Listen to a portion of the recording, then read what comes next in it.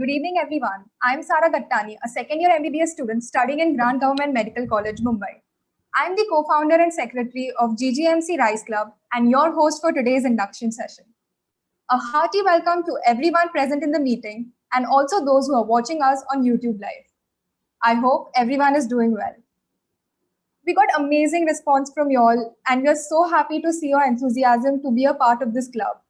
I'd like to thank you all for joining us today and sparing your time for even on a Sunday evening. We hope to make it worth it. I'd also like to extend a warm welcome to Krishna sir and Abhishay sir, who have joined us on behalf of Medical Innovation and Entrepreneurship Lab, that is MICE Labs, based in Sir JJ Hospital.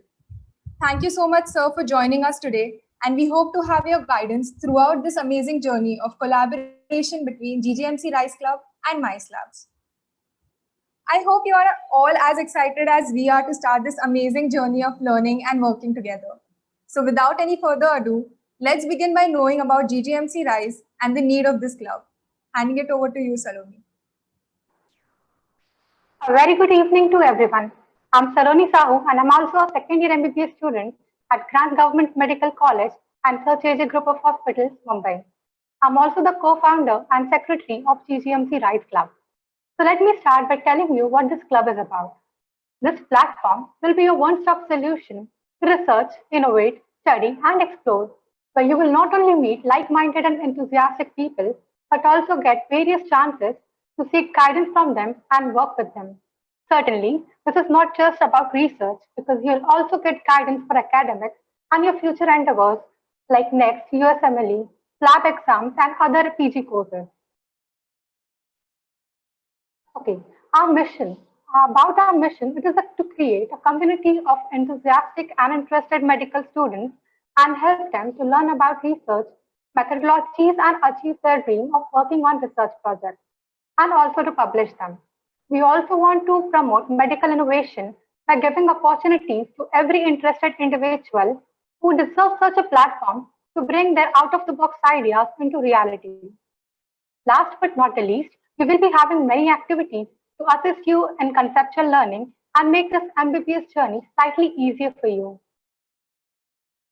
Our long-term vision is to create a society with responsible and knowledgeable healthcare professionals by providing them with different opportunities to learn and inculcate basic medical ethics and develop their personality as well as their CV.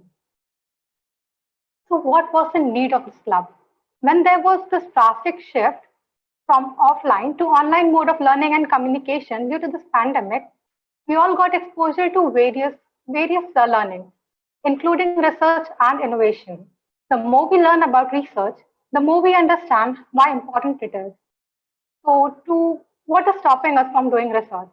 To understand this, we conducted some polls on our Instagram page over the past 3 days, and we understood that a common problem was lack of guidance and a proper platform. But you know that, right? In order to win, you need to begin somewhere. So with this thought and with the support of our friends, our seniors, our mentors from MICE Labs as well as our faculties, we came up with the idea of GGMC Rise Club with the motive of building an all-inclusive platform where all of us can together learn about research and publish our research papers. And as you might be knowing that most of the UG projects require you to work under a guide, right? So here, we will seek guidance from experienced persons. Also, we know the importance of teamwork. Same is applicable for research and innovation. Here, you can find like-minded people with topics of common interest and work together on the same. Coming to study groups, we all have those important friends in our lives, which teach us on the last moment before our exams, right? Our motivators and our doubt clearers. So we understand the importance of having a study group and staying motivated during this pandemic. And we wish to incorporate the same in our club too. Also, we need to understand why medical innovation is so important. We'll come to that in a while. Then we all are preparing for some sort of PG exams, right? Be it USMLE, lab, or maybe some of us might be thinking to shift our career paths after MBBS, right? And what we need is guidance. So here, let us join everyone and start to discover what are the various career opportunities after MBBS. Okay, So all we are motivated to learn about this, what this club is about. Let us learn about the activities we are going to perform. Our activities are designed to cover all the four elements of RISE, that is research, innovate, study, and explore. So without wasting much time, I'll hand it over to Sarah to dive into the most interesting part of today's session. Over to you, Sarah. Thank you so much, Saloni. Feel free to drop your queries about the club in the chat box or YouTube comment section. We will address them towards the end of the session. So any doubt, any query, please drop them. We all now realize how we really needed a club like this to assist us in our attempts at research and innovation along with academics. And I'm sure we all have innumerable questions regarding how to go about research and do medical innovation, queries about academics, especially when our classes are happening online these days, and figuring out career after MBBS and all PG entrance exams as options. Am I right? So we at GGMC RISE are going to help you steer through these big questions throughout our journey. And we believe why not start today? So let's move on to the most interesting part of today's session, where a few questions will be answered by our mentors from GGMC Mumbai. And we will also tell you what the club has to offer you all. So let's start this part of our induction session. Firstly, let me introduce our mentors to you, Manas Pustake and Apurva Kothari, who will answer a few questions about research. Manas Pustake is a final year MBBS student with 12 plus abstracts and 7 plus publications in peer-reviewed journals. He scored 240 plus in USMLE Step 1 with ResearchGate score of 2.58. He is editorial board member for International Journal of Medical Students published by University of Pittsburgh, USA. Apurva Kothari is currently a final year MBBS student. She has ICMR STS 2020 approved research. As we all know, it is a program that accepts only about 1,000 proposals from all over India, and she is one of them. She was also a member and speaker of symposium team of GGMC Mumbai year 2019. Her team won at Trinity College Sion, Terna Medical College, State GS Medical College, and AFMC. She was also a member of the organizing committee of Oxysis 2019, the annual academic fest of GGMC Mumbai. She has always been a very active student and takes part in a lot of co-curricular activities. We are so happy to have you with us today. Mentors, can you tell us why is research important at UG level and when should one start pursuing research? Okay, good evening everyone. I'm Manas Pustake. So coming to this question, the second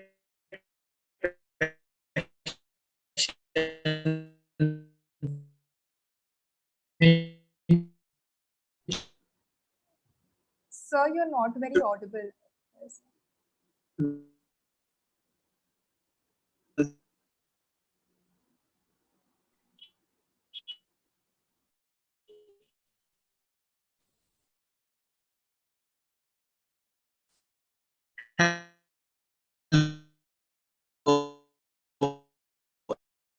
Am I audible?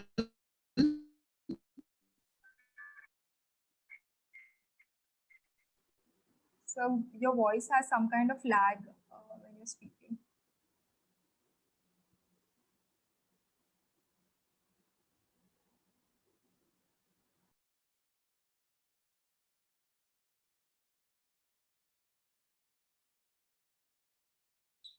Am I audible now?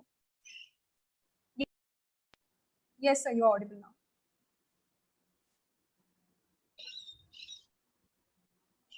Yeah, okay. So good evening everyone. I'm Manas Pustake. So I'll answer the second question first. When should one start research? So many people think that for starting or doing a research, you need to have a lot of knowledge in that subject, or you need to know a lot of things about your topic. But in my opinion, it is not necessary. Even if you are clear with your research methodology concepts and you know what to do, like in your research, how to answer that your research question, then you can start your research anytime, even in first year or even second first. You have a lot of time in your first year and second year. So in my opinion, you should start as early as possible. There is no like you should go in final year before starting research. There is nothing like that. Next slide, please.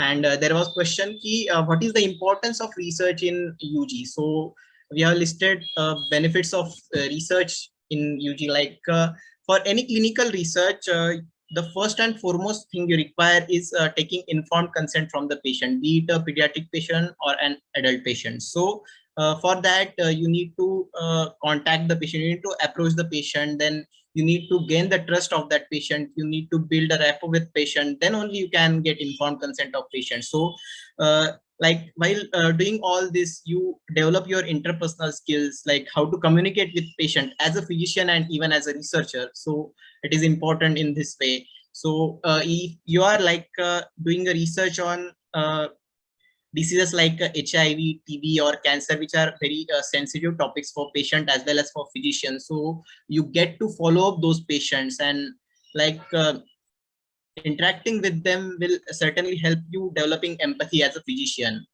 And the first thing in research is you need to do literature review before there's something called as literature review, like what your research topic is, you need to get some information about what is already known on that topic and what is yet to be known on that topic. So in these things, you get to learn beyond books what is actually happening in the world in that topic, which is not in the book. So what is the current literature of that thing? So you need to get these things, you need to learn these things.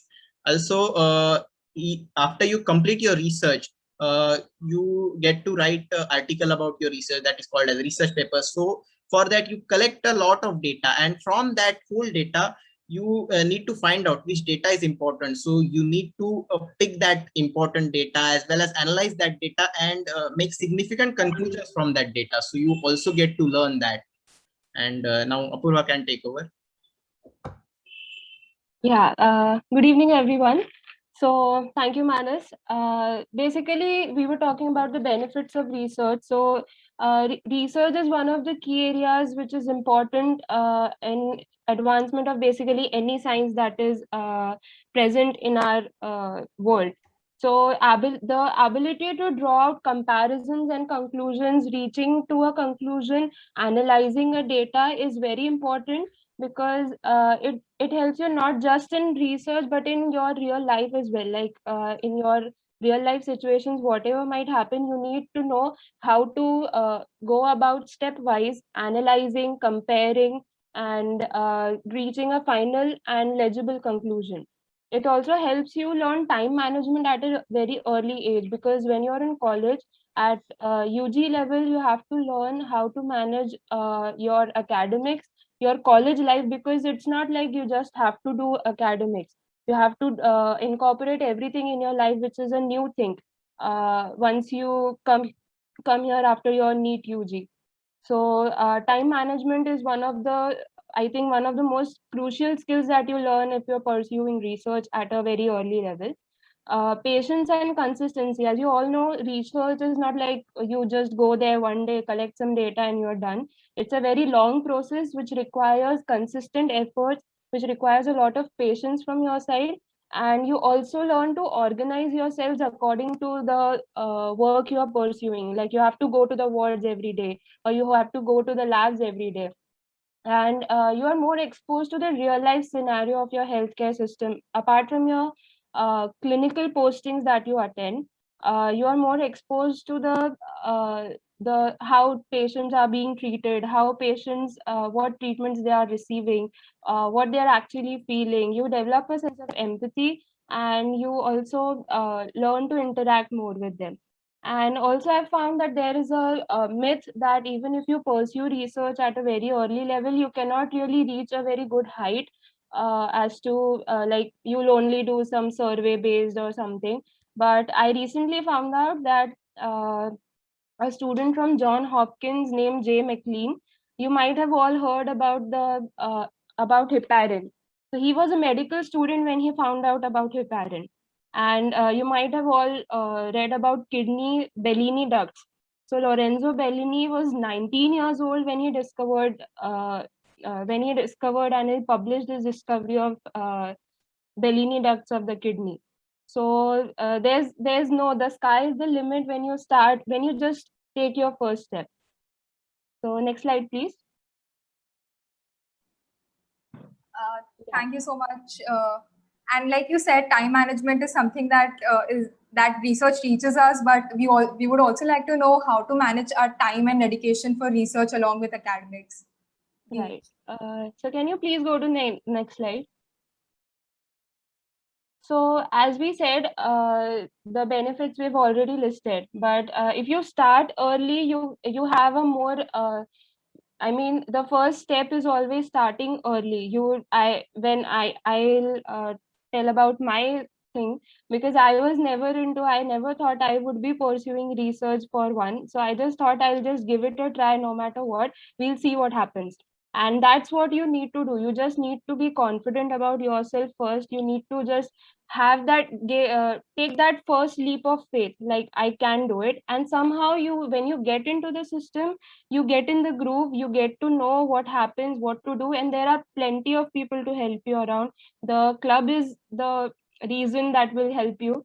So you need to build a schedule. Once you get in the groove, once you are determined that you will have to do this, you build a schedule. And then since you have to do it every day, you need to know how to strike the right balance between reading, learning, and practical knowledge of whatever you're doing. And since it is a long process, it is not like you just go there once a week or something. You have to go there every day. So it's better to give small consistent amounts of time every day rather than giving a major chunk of your time, so that otherwise you feel guilty for the rest of your week or month, whatever it is. So that's what I've been doing. Over to you, Manas. Okay, so as I have told before, while doing research, you always do literature review, and like if you are writing even a case report, then you get to read about that topic. So it is never like while you are doing research, it's not like you are compromising your academics. You're always getting some other knowledge as well. So like you should never think that you're compromising your academics for doing research. They can be done simultaneously, as Apurva said. You put it so well in words, and that was real. I'm sure that will inspire as well as help everyone. My last question is that is it so that only the students who appear for USMLE and PLAB do research? Next Don't slide, Indian please. medical graduates have to do research? Yeah, while it looks impressive on your CV if you're considering USMLE or PLAB, and it increases chances of your matching into residency for USMLE and PLAB, but no one is stopping you from doing research even if you're not considering USMLE or PLAB. If you like doing research, then you should definitely consider it. There's nothing like कि USMLE वाले ही करेंगे या PLAB वाले ही करेंगे. You should always do that if you like that. I'm not personally pursuing USMLE or PLAB as such, and I still decided to do it because why not? I mean, you're in college for your academics, so co-academics is a thing you should be doing, and to decide if something is boring or not for you, you should at least try it once, I guess. And the thrill you get after, I mean, people acknowledging you, and you get to go real time, you get to interact with many professors from your college, many residents from your college, and many other people. You actually learn how to flip through journals and know what is important and what is not. I think that is worth pursuing at least once, even if you are not interested. Who knows, you just might be the next J. McLean or Lorenzo Bellini. Thank you. Thank you so much, both of you, for your beautiful insights and just giving us the boost that we all need to take that leap, take that step to at least try pursuing research. Thank you so much. Now I call upon Pranjali Pujari to tell you all what activities we plan to conduct under the research sphere of GGMC RISE. Okay, thank you, Sarah, first of all. Hi, everyone. I'm Pranjali Pujari. I'm a second-year student at Grand Medical College, and I'm the design head at GGMC RISE. While the club aims to provide equal emphasis on all the 4 avenues under RISE, the founding members and the core team initially came together with the vision of a platform where medical students can learn about and try their own hands at research. That's why research is especially important to us here at GGMC RISE. Some of the activities we have in consideration include, firstly, webinars and hands-on workshops to help you learn about the fundamentals of research, the types of research, and research opportunities for medical students. We hope to provide opportunities where you not just listen to someone talk about the way you should do things, but actually get a chance to try writing your own research papers and learn in an interactive way. Moving on from the fundamentals of research, we also hope to cover some allied points such as tips for getting published, how to perform literature reviews, and would also be talking about the various databases such as PubMed, Cochrane, etc., and how to utilize them to get their full benefits. We also aim to create a platform where we can provide up-to-date information on research and collaboration opportunities for students, both from within our college and from other colleges as well. This would include possible collaborations with medical students and professors alike. In addition, we would also have a journal club of our own, where we would meet regularly and discuss various publications, helping you learn how to present and analyze such research papers. So I'd like to end by clarifying on a question which we received regarding the ICMR STS projects. We will definitely be providing information and guidance sessions on the ICMR STS projects. So with that, that's all from me. Back to you, Sarah.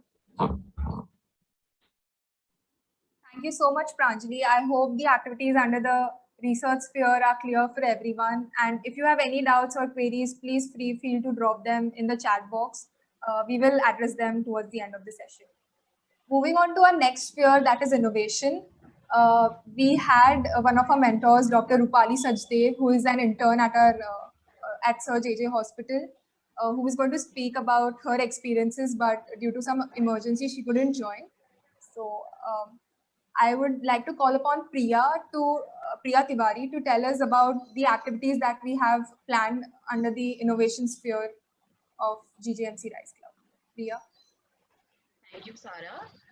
Hello, everyone. I'm Priya Tiwari, a second-year medical student at GGMC, and I'm also one of the PR heads at GGMC RISE. So before moving ahead and knowing more about what activities we have, let us first see why it is important as medical students and doctors to get involved in innovation. So doctors are very well positioned to create the solution to the medical problems. Why? Because doctor understands the pain points of the patient, so that the solutions they provide will be practical and feasible and can be implemented easily in India. This will also help the solutions with the market potential and accelerate this innovation through the networks for the patenting and starting new startups. So as medical students and doctors, because we are at forefront and we understand the pain of the patient, it's really important that we know the problem. So for us, we know the problem, and it is really important to get involved in innovation because we can give better solution. The one who knows the problem and is in it there, so he can provide better solutions. Now let us see that I in RISE stands for innovation. So what activities do we plan for you all under this? We are going to collaborate with the MICE labs, which is Medical Innovation, Creativity and Entrepreneurship Lab at Sir JJH Hospital. Now you must be thinking what MICE lab is all about. So MICE lab is Medical Innovation, Creativity and Entrepreneurship Lab, which was established back in September, on September 5th, that is Teachers' Day at Sir JJ Hospital, Mumbai, back in 2018.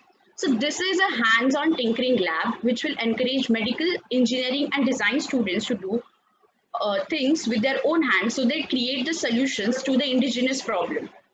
Now, such lab provides a platform for cross-disciplinary collaboration. So medical students like you all could work with engineers, psychologists, sociologists, senior doctors, patients and designers under one roof, and perspective from different fields could be blended together to create a brand new solution to the medical problems. Now, with the with a collaboration with Mice Labs, what kind of activities are we planning or workshop are we planning?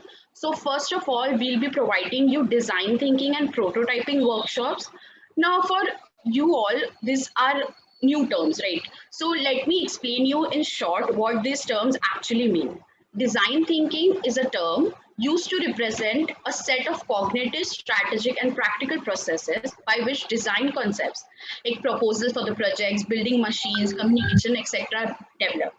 So basically, it does mean that it is a set of processes by which designs of the products are developed. That's it.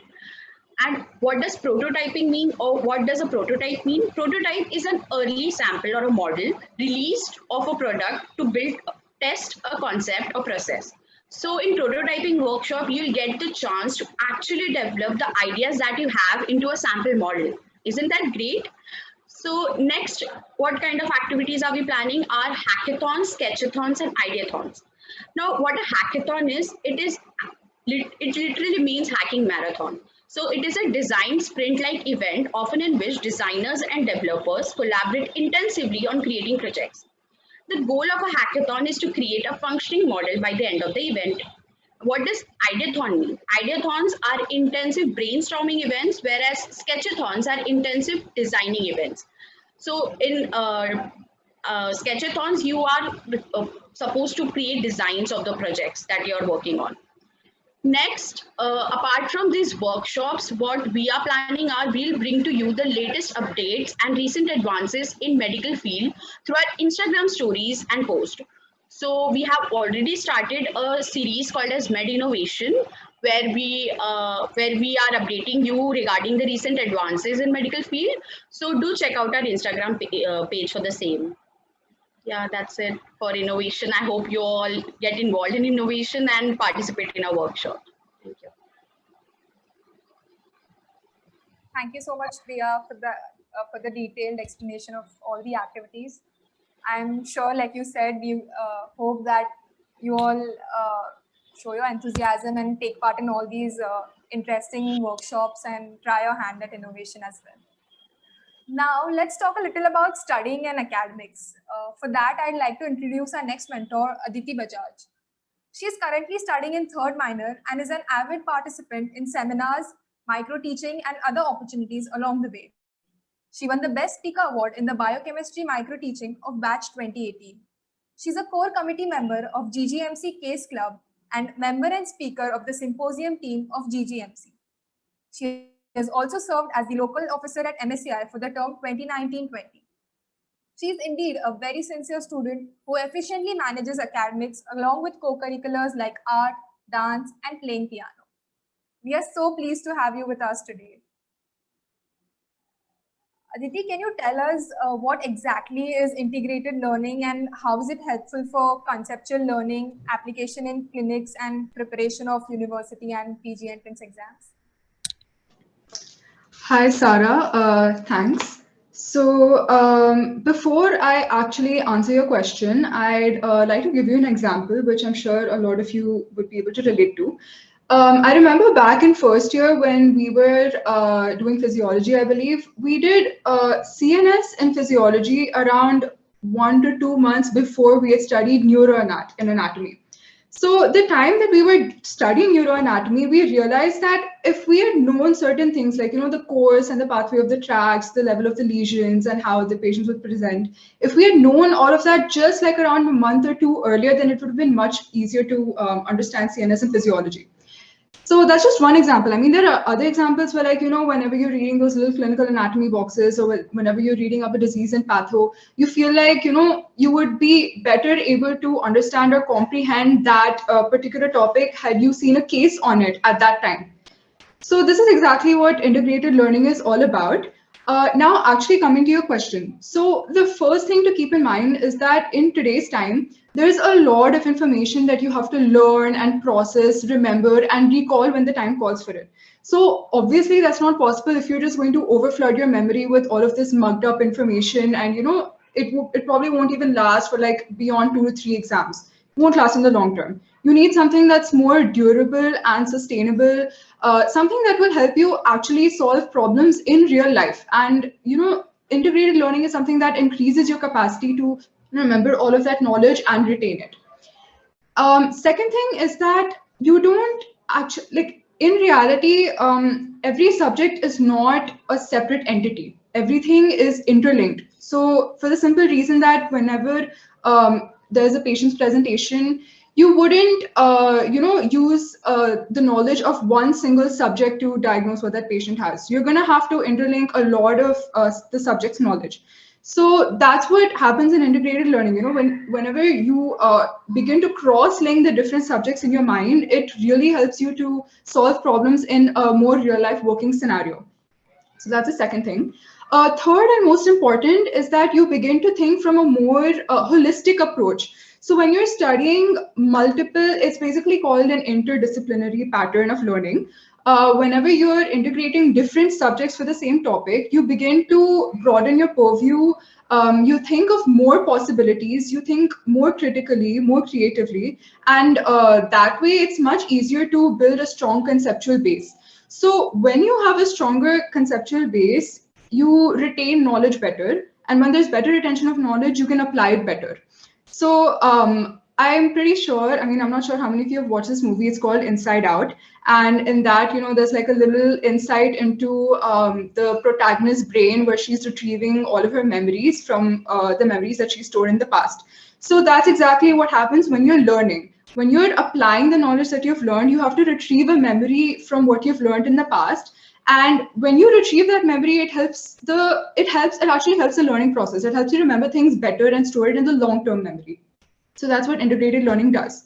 And when you talk about PG preparation and all of that, it's like, it's not just to, be able to answer a question in an exam or, solve a case. Basically, whenever, be it a question or be it a case, whenever you see a patient's presentation, instantly, if you interlink all of these subjects in your mind, then you won't even have to look at the question that's posed in front of you. You would automatically think of that first before it's even asked. So that way it's helpful not just for exams, but everything else, like just to be a good doctor overall. So We definitely agree with that. And we all have heard about this, but we never really figured out why is it that important. And now that you've put it so beautifully, we all get that. Could you also give us some tips as to how do we follow this pattern of integrated learning? All right. So I believe from the 2019 batch and onwards, you have some kind of integrated pattern. But overall, like when you're talking about your own study pattern, there are a few things that you can do. So first is whenever you're studying a particular subject, try to study its counterpart as well. So for example, if you are studying, just like the example that I mentioned in the very beginning, if you're studying a particular topic in anatomy, make sure you study its counterpart in physiology, because then it becomes much easier to retain that information.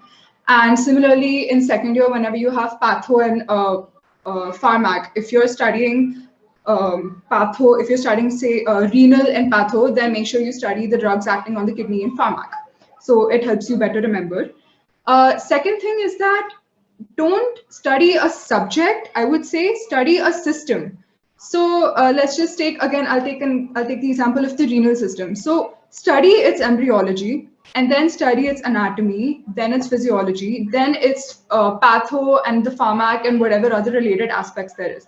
So when you study a system on the whole, it becomes very strong. Like your entire understanding, your comprehension of that system will increase, and you'll actually think more out of the box. You'll realize that if you read a system on its own, then you'll be you'll have more doubts about it. You'll have more questions coming to your mind about it. And lastly, when you hit the clinical subjects, so I know this is not like possible all the time, but if possible, try to read up, try to go see a case on whatever you've read up about, whatever disease or whatever disorder, whatever pathological condition you've read about. Just try to go see a case on it. That will really help you, because visual memory does play a role, obviously, in this. So it would really help. Thank you so much, Aditi. I'm sure this is going to help a lot of us here, and especially when in times of the pandemic, where we are having online classes and It's just the lack of motivation that we have. I'm sure this is going to help, and we at GGMC Rise will also assist you in every possible way. And to tell more about what we have planned for you in the sphere of study, I would request Atharva Dashputra to take over.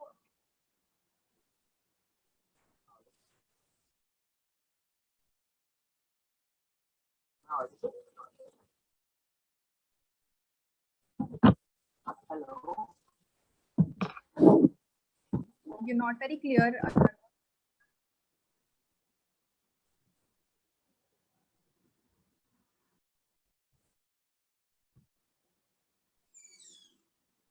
Hello, am I audible? Yes. All right.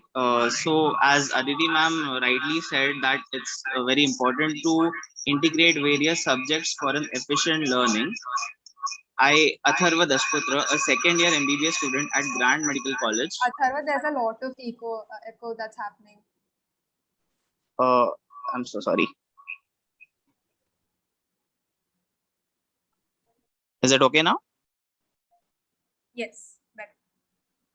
I, Atharva Dashputra, a second year MBBS student, would like to introduce you to the various activities that the club is going to conduct under the study part of Rise in future. As we all are staying at home due to the pandemic, it is very common to lose touch with our studies and become demotivated, especially with the monotonous online lectures. Most of us like to study with our peers as it helps us remember and recall better. Keeping that in mind, we will organize group study sessions with peers. These group sessions can be intra as well as inter-batch. Along with this, senior junior guidance sessions can also take place. As we all know that PG preparation requires a thorough knowledge of each and every subject. We will also organize quizzes. We will definitely tell you 5 to 6 days prior which quiz we have to, which subject we are going to conduct the quiz about. We will conduct these quizzes in various platforms such as Instagram, WhatsApp, Telegram, etc. Also, as we will also provide time to time tips and resources for effective learning. As you have already seen a few posts that we have put up about the various learning techniques, we will also provide more such in the future. Lastly, since we all are in having online exams currently, it is very difficult for us to give vivas in the university exams. So we will also conduct sessions in which we will tell you about the frequently asked questions in university vivas, how to answer them properly and give a lasting impression on the external. Similarly, for other foreign PG entrance exams, we will also conduct mock interviews, debates, and extempores. Thank you. Thank you so much, Atharva, to take us through all those amazing activities that we have planned for everyone. And I'm really excited for the academics part because I'm sure everyone will take part in all the quizzes and the sessions that we organize. Now, I'm sure most of us are super confused about our career after MBBS. We tend to think about PG entrance exams from our first year in undergraduation itself, and all of it still remains a big mystery that we have never been able to figure out. So to help us figure out a little about these exams, I would like to invite our next mentor, Mohammad Arfat. Arfat is a final year student with USMLE Step 1 score of 240 plus. He has 3 publications and 6 abstracts on his name. He also has volunteering experience in COVID dedicated hospital. Arfat, could you tell us about the various PG entrance exams we can appear for after MBBS, and also how are next USMLE and CLAB different from each other? Hello, everyone. Am I audible? Yes, you are. Hello, everyone. Just change the slide, please. Yeah. First of all, we'll look over about the next exam. See, the majority of the people go for the next exam. after next exam, you just clear your exam, you got a score. After score, you get your PG started. You have limited opportunities after starting your PG. Standard of living is okay, pays are good. The most important thing is there's no CV requirements after next to get a residency, and there are bonds if you get a government college, and expenditure is minimal. And the thing is, you stay in India itself, and you don't have any problems regarding visas and all. No extensions required, nothing. Yeah, you are in your own country. Next exam is USMLE. Just change this name. Yeah, you have a great research opportunities after getting match in the United States. Expenditure is quite, I can say it's huge, and investment of time is also huge.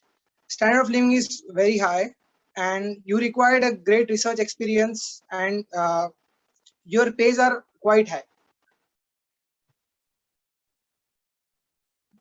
Just change this name. PLAB. Surety of getting PG. After USMLE, you may not get a residency there, but after PLAB, you get a residency. But you have a longer wait time than the USMLE or India. In India, the next is we have only just few months after our internship to start our PG. USMLE requires probably 1 year, and PLAB may require 2 to 3 years. Yeah, but there's a surety that you will get a residency after doing PLAB. Research opportunities are there in PLAB as well. Next slide. Next question. Thank you so much for clearing the air about various exams. Sir, we are also very confused about our CVs. So could you tell us what a good CV looks like? Yeah, sure. See, the good CV has research experiences. You should have some on-field research experience. You should collect the data, you should process it, and as already discussed about the research, I'll not take that time. Second thing is publications. Research experience is something which you do and on field, and publications includes case reports, review articles, and original articles, and letter to editors. Next is voluntary experience. Voluntary experience is what you go on field camps voluntarily organized by some NGOs, or you go as a volunteer in any hospital, or work under any of the resident or any doctor, physician. Medical school performance. Medical school performance includes your grades, your university rank, and all, and teaching experience. Anything which you do in your final year or internship, you teach your juniors, that can also include in your teaching experience. Leadership experience is what you organize a camp, you organize an event. That's all about the leadership experience. These all are the components of good CV. If a person with good CV has all these things on his CV, his or her CV. Thank you so much for sharing this knowledge with us. I know there is a lot more that we still need to know and explore, but in the little time that you had, you just gave a lot of pointers, and I'm sure it is going to clear a lot of doubts of people who have joined. So thank you so much. The points that we couldn't cover, we definitely are going to cover them under the Explore sphere of this club, and GGMC RISE will help you do that. And for that, I'd like to call upon Surya Datta to tell us more about the activities planned for the sphere of Explore. Hello, everyone. I hope everyone's having a good time. I'm Surya Datta. I'm a second-year MBBS student, and I am going to take you through some of the activities that have been planned for Explore. I hope I'm audible, right? Yes, you're audible. Okay, thanks. So first of all, let's look at the guidance for the various exams that we have already talked about. So we just talked about these looming and, threatening, scary exams. But fear not, guys. We at RISE will do our best to provide material and guidance for these exams. Now, what do you mean by material and guidance? So these will be in the form of our interactions with the people who have already cleared the exams, so that we can understand exactly what resources they used, what kind of work ethic they had, so that we kind of understand what goes into the preparation aspect. Now, podcasts and talk shows. Now here, basically what we want to know is that we want to know the journey, because the students who have cleared the exams, they've gone through these grand journeys, and every journey and every perspective is different. So we kind of want to respect that, and we want to take the time to know all the separate perspectives, kind of understand what works, what doesn't work, what may work for you may not work for someone else. So we just want to help you do that. Now, a chance to boost your CV. Now, let's be honest, guys. How many of us really know the difference between a resume and a CV? I didn't know before writing this draft. So yeah, it's in today's like competitive world, a CV has a huge weightage, and we need to study every nook and corner of that aspect, because it can be the deciding factor between you getting a job and you not getting a job. So what we will try to do is that we will try to help fellow students build their CV with the help of everyone who has a decorated CV. So these are just some of the activities that we have planned. Thank you for your time. Back to Sarah. Thank you so much, Surya, for taking us through all these interesting activities that we are soon going to have them under the cloud. So yes, that was all about the activities and our future plans. I hope we could give you an idea about all the activities and could let your excitement a notch higher, right? So I'd like to thank all our mentors and speakers for sharing their beautiful insights and answering some common questions that usually every medico has. Now it's time for you all to ask your queries about the club. Ask anything and everything regarding GGMC Rise, and we will answer them for you.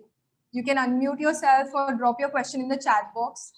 And to tell you all that there's a special announcement that we have after the Q&A section. So let's first get done with the queries. We will start with a few that we got in the Google form sent before the session. So, Saloni. Okay, am I audible? Yes. Okay, so a common query was that do you have to become a member, or you have to pay some membership fees in order to participate in the club activities? So let me assure you that for now, we have kept the activities open to everyone. This initiative is focused on providing equal opportunities to everyone. So you need not worry about a membership or payment. Just try to learn and contribute to the existing literature. Yeah. Another question was, how can we join the RISE team? So to begin with, let me tell you that RISE has 4 teams, that is content, design, tech, and PR. And we will open the calls soon for joining these teams, and you can apply if you're interested. But as of now, only students from Grant Government Medical College, Mumbai will be able to be a part of these teams, as this is an initiative from our college, and it's just easier to coordinate within the same college. But mind it, all the activities, webinars, sessions, quizzes that we plan to conduct in future, any student can attend it, and it's open to everyone, no matter what college you're studying in. It's just about this organizing team, which would be GGMC Mumbai students exclusive. And GM sites, stay tuned. We are going to open our calls very soon, so you will be notified in the college groups very soon, and you can then apply for any team you want to join in. So yeah, now let's move on to the questions in the chat box. The first question is, according to the new MBBS curriculum, which has been started in 2019, we are getting very less time in second year. Plus, there is huge syllabus to cover in such short span of time. How can we handle academics with research in such condition? And also, there's a similar question from a first year student that as first year students from 2020 batch, there is a huge reduction in our academic year. So how do we manage research with our ongoing academics? Any of the mentors who wants to take this question up? Apurva.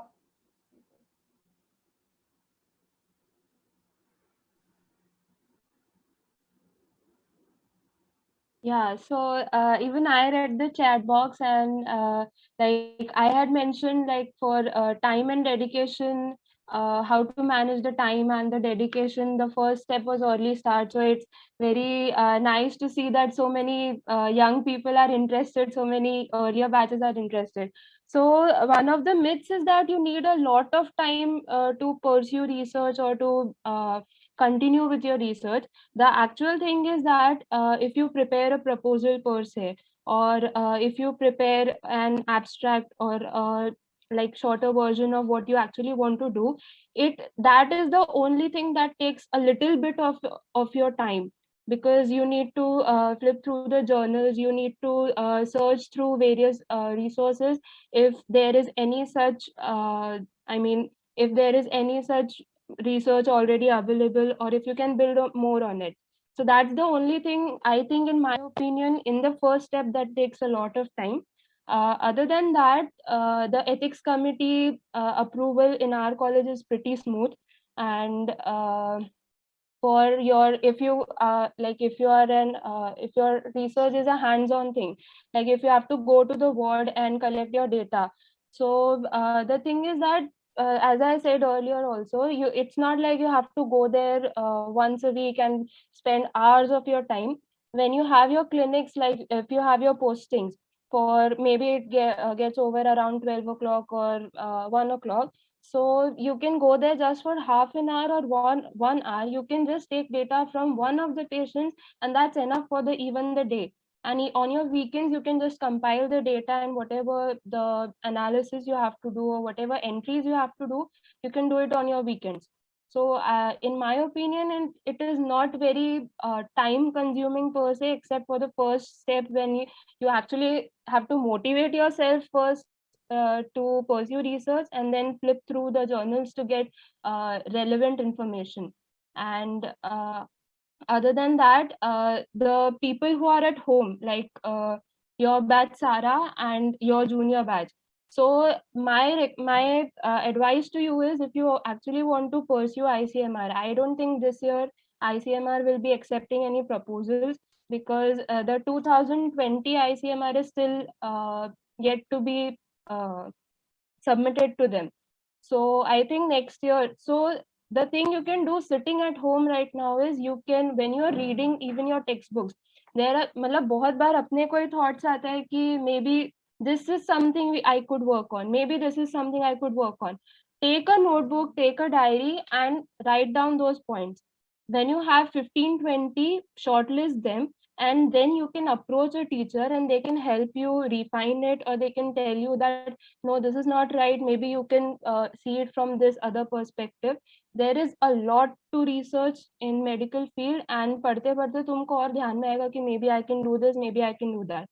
So right now, sitting at home, my recommendation to you is start looking for topics, start searching for papers that are relevant to the subject you like. It's not necessary for you to only see through first or second year. You can see any subject, and I'm sure everyone in the college, in the club, will be ready to help you out. You can always reach me out personally also. I'll be very happy to help. Thank you. Thank you so much, Apurva, for answering a lot of questions in the chat box. I would like to move on to the next one, which says, what is the minimum time required to publish a paper? So, Manas. Okay, so the question is actually very vague. The time required to publish a paper has nothing to do with the time required to do a research. And answering that question, like if you have your data ready, you have your research done, and you have your manuscript or article ready, then after you send it to a journal, it may take anywhere between 6 months to an year to get it accepted and published. So it is this time is in addition to what is required for your entire research. So if you're planning a year-long research, then it will take like 1 year for your research and obtaining IC, collecting data, compiling data, writing your paper, and then sending it to journal. Another 6 months to an year for getting it published. And if you are doing like secondary research or anything, then it will also take like 1 year for your compilation of data and it will almost take the same time. But if you're doing an ICMR STS, which is a shorter research for medical students, so the timeline is usually of 2 months, I guess. Yeah, for 2 months. And after that 2 months, you need to write your paper, and this can be done if you're trying to get an ICMR and get it published. So it will take 8 months to an year, I would say, for from starting the research to getting it published. Okay. The next question is, research and innovation is thought of as achievable only with a eureka moment, but in reality, it is a long process of learning with small steps to get that big breakthrough. So could you tell us how to get started on this path? Any of the mentors who wants to take this up? Yeah. So as I mentioned earlier, I think one of the parts you have yourself written in the question itself, that it's a long process of learning with small steps to get to that big breakthrough. So I appreciate that you have that reality in your mind, and you're not living in your world of dreams that I'll just start and I'll just find the cure for cancer or something like that. So the thing is, as I said earlier, you do not, and Manas also mentioned earlier, that it's not necessary for you to have a lot of knowledge of that subject. It's not necessary for you to have any knowledge like what research is like and everything like that. So that's what even the club will be helping you with. That's what the mentors will be helping you with. So that once you start, you know who to approach, you know where to go. Like when we started, I exactly didn't know who to approach for it. I had 1 or 2 friends who had done it, so they guided me through it. You have to do this in the IEC, and when you go to the ethics committee, they tell you what to do and what not to do. There are small things, even like the font size and what font you are using, even that's important. So the only thing to get started is, as I said earlier, start shortlisting some topics that you find interesting and that are potential. And as an MBBS student, it's not necessary that the topic you choose is extremely novel or something just out of the box or something. You can even build more on a research that has already been done. Like there, if suppose for something like some factors are being considered for a disease, you can add 1 or 2 factors of your own, and then you can publish it as your own research. It's completely acceptable at UG level. So how to get started on this path is, the simplest answer I would say, that begin, even if you know, even if you don't know how it will end up, you just need to take that one step, and you'll get your way. I'm sure we'll help you through it. I also want to add something. Actually, it is a very good question. So what I would say is, now, Saraswati, you are in which year? Okay, so what I would say is, she's in second year, sir. Okay, so what I would suggest is you should start reading like journals and articles. You should go on Google Scholar, you should go on PubMed, and you should read those articles. Then you get to know about how research is actually done, what are the types of research like cross-sectional study, longitudinal study, clinical trials. And once you get to know these types of research, then you can actually, while you are going through some book or chapter, so then you can like get ki is pe research ho sakta hai, this can be a research question, this is the thing which yet to be found, and we can do that. So it is like, and as Apurva said, you need to find a guide for that. You need to convey your ideas to him or her, and then he will help you further. And you may contact any one of us, we also can help you. Thank you so much. Moving on to the next question. How to do a literature search? I think that's a very broad question, but if still anyone wants to take that up. Okay, literature review is a very first process in your research. For any topic you are doing your research in, you need to collect the data from like what is already known on that topic and what is yet to be known on that topic. And after that, you frame your research question, what you are going to find. So for doing a literature review, you can use like Google Scholar, PubMed. These are actually databases. Like Google is a search engine for everything. So Google Scholar and PubMed, or even Scopus or Embrace, these all are search engines for published peer-reviewed research papers. So if you type any of your research question or research terminology in that search box of PubMed or Google Scholar, you get all articles related to that. And if you read those articles, so you can compile information from that. It is called as literature review or literature search. Yes, sir. And we are going to have a separate session very soon on the topic of literature search, because like sir said, it's like the basic step where you actually started. And it's in our list of webinars, so stay tuned for that. We will have a session. The next question is, this year there are no ICMR STS opportunities available. Are there any other opportunities other than ICMR?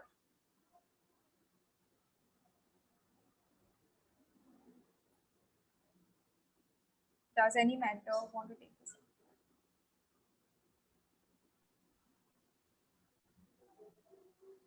See, what ICMR actually is, key ICMR promotes undergraduate students for doing research. There is nothing like you cannot do research without ICMR or a funding body. ICMR is just a short-term studentship which like approves your research for its quality, and it gives you scholarship for doing research. And it's nothing key you should wait for ICMR. You can do research without even ICMR. So unfortunately, I don't know any opportunity apart from ICMR which is available, but you can do research without any such opportunities.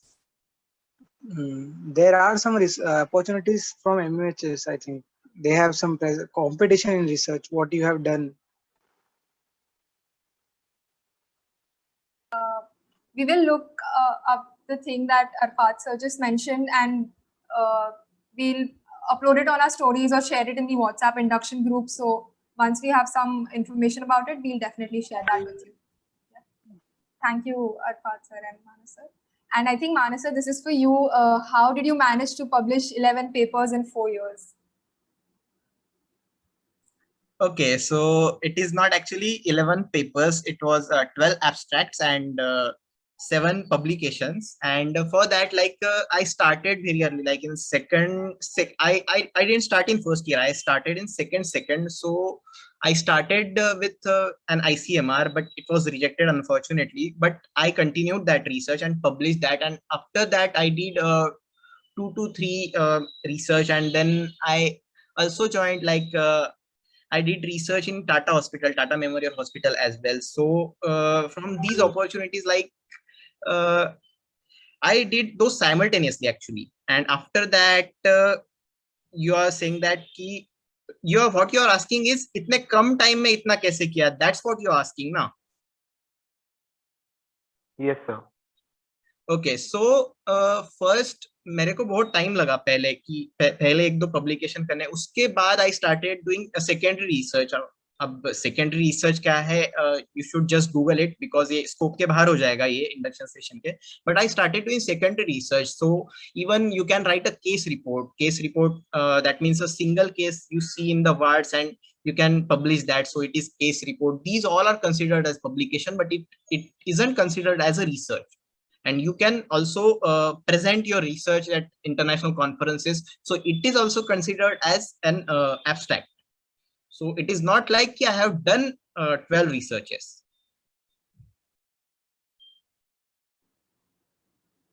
Thank you, sir. I think I just skipped one question here. How to go through all the paperwork for ethical approval? Apurva, ma'am, can you?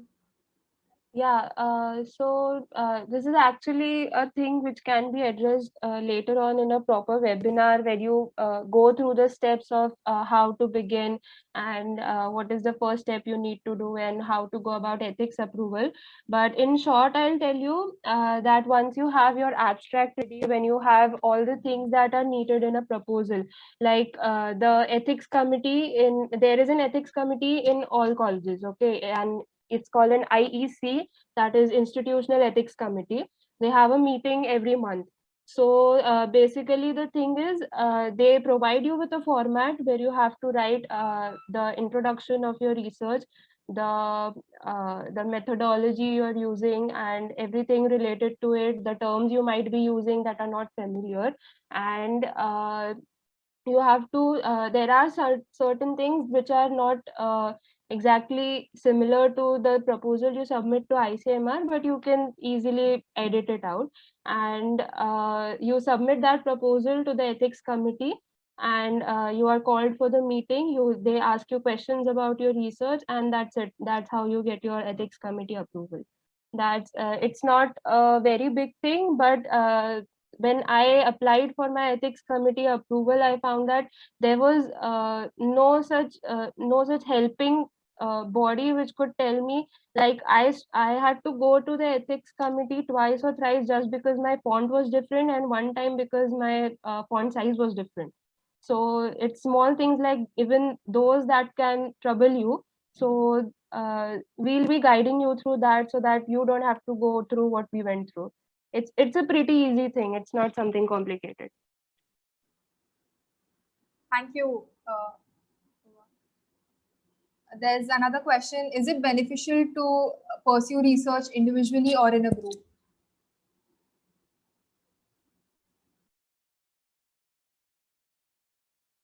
I would honestly say कि if you have a group, then it's always better. But everyone should be dedicated for that. But having a group always is always better.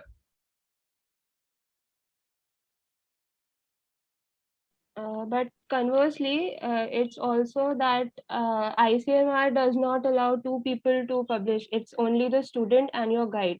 So, I mean, it's obviously more helpful to have a group, but more important is to have a motivated group in which all of you are pursuing some research or someone is motivating you to do a research. So that will help you even more.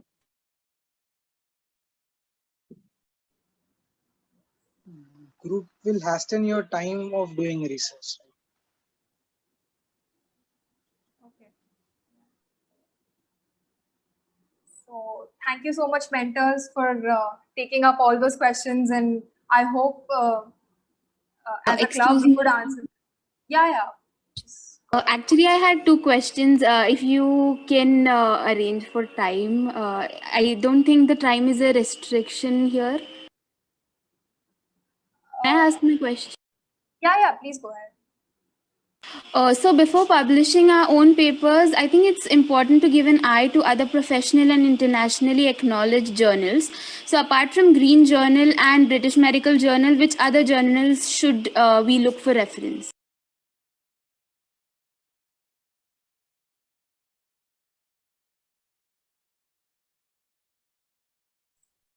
What do you mean by looking for reference?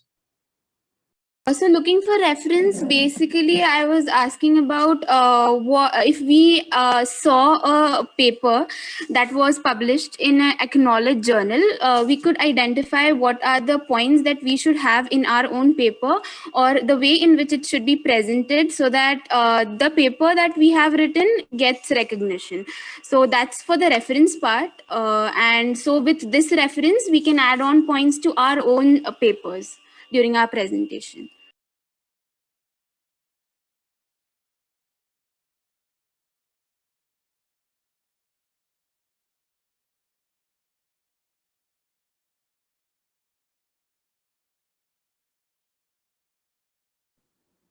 Manas, sir.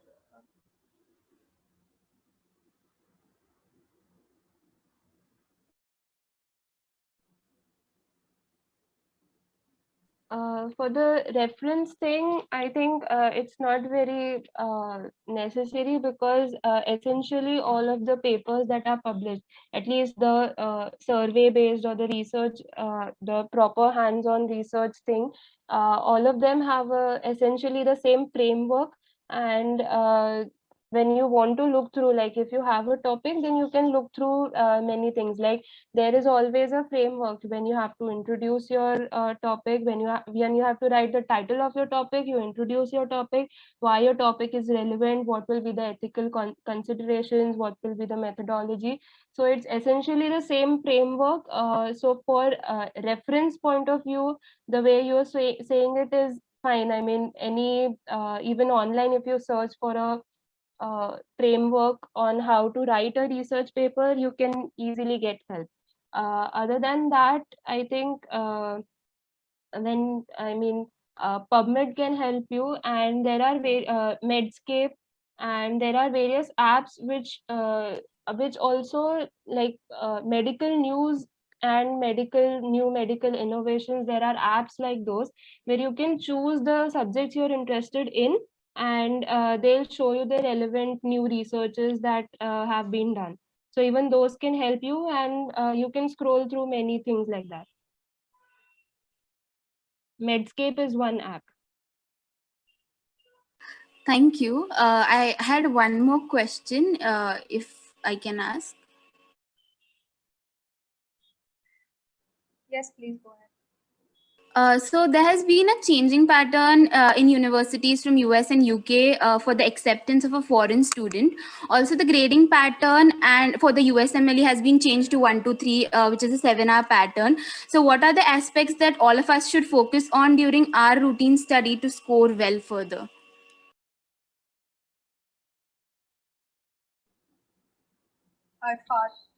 Sir and Manas, sir, if you could. Sorry, can you repeat the question? There has been a changing pattern in universities from US and UK for acceptance of a foreign student. Also, the grading and pattern for an USMLE has been changed to 1 to 3 and 7 hours. So what are the aspects that all of us should focus on during our routine studies to score well in these exams? USMLE has changed pattern of increasing the communication skill questions and ethical questions, and the scoring system is same, but it's gonna change from January 2022.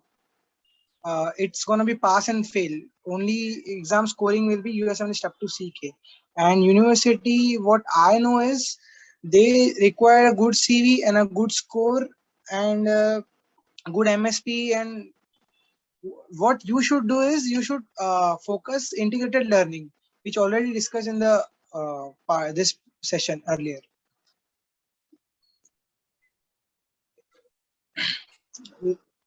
Like you should know how to address a clinical vignette. What aspects are you going through? What exactly examiner will going to frame? You can know that while practicing the questions for that exam. Like for any clinical vignette, you need a practice. And for after you read a topic, you should go for the clinical question that can be asked from that topic. And in this way, you will develop how examiners will ask you the questions and how they'll frame the questions. And you will even next is going to be of that pattern only. Yeah, the same. Next is also going to be same pattern. They have also reduced the timings. They have also reduced number of questions and timing is same. So the pattern will be same like USMLE. Also, the PLAB will be changing to UKMLA from 2023. From 2023. I guess. So, yeah. Thank you, sir.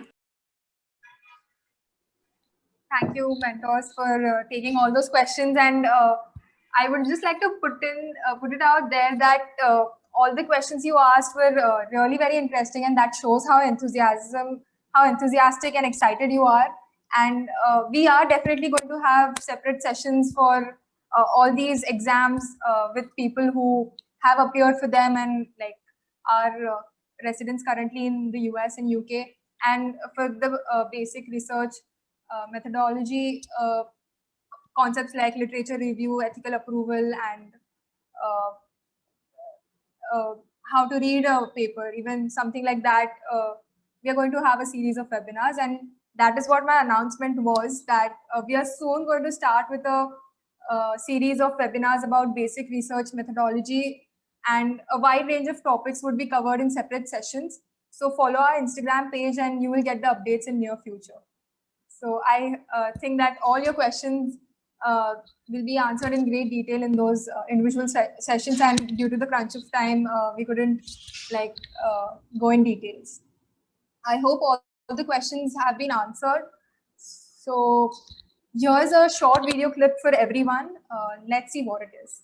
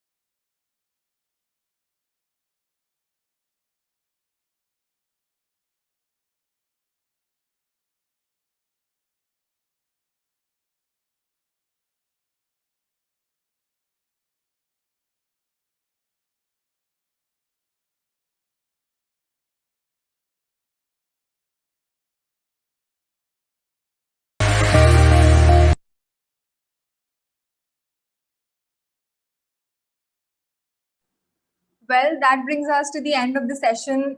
On the behalf of GGMC RISE team, I'd like to thank you all once again for joining us and waiting patiently till the end.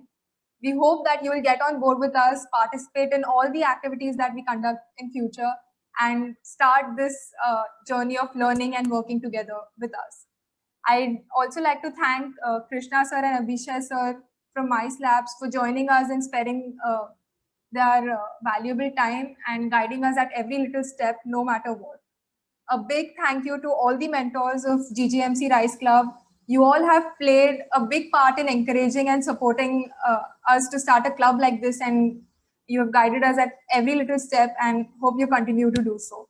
And thank you for conducting this induction session, an amazing session for us. Last but not the least, the GGMC core committee members. Each and everyone has worked very hard right from the inception of this idea to executing it so amazingly. Endless gratitude to you all. And a special thanks to the PR and tech team for organizing and conducting the induction session so smoothly. I hope everyone had a great time knowing about the club. I, on behalf of the team, wish you all the very best for all your future endeavors. And let's get together and do great work. Thank you so much. See you all in the next webinar very, very soon. Hope you all sign up for it. And that's it from our side. Thank you so much. Stay safe and take care.